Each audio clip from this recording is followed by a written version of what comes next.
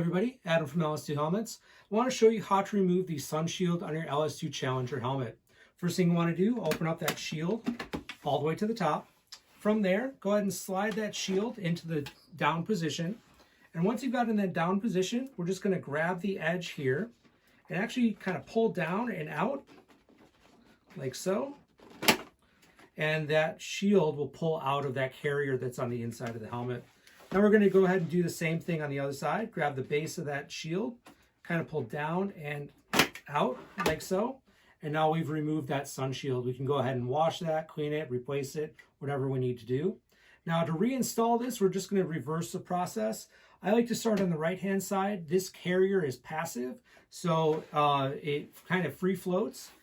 So this side is the one that is connected to the slider here. Now I start on this side, so if that carrier gets pushed up into the helmet, I've got more access there to get that into the down position. Now to reinstall the shield, you're going to take a look for that carrier, line up the prongs here with the carrier, like so. Make sure it's all in place, and you're going to press it in, and it'll click into place. Now we're going to do the same thing on the other side here. That carrier is in the down position. Kind of get that shield lined up like so. You're going to kind of line it up on the inside of the slot here.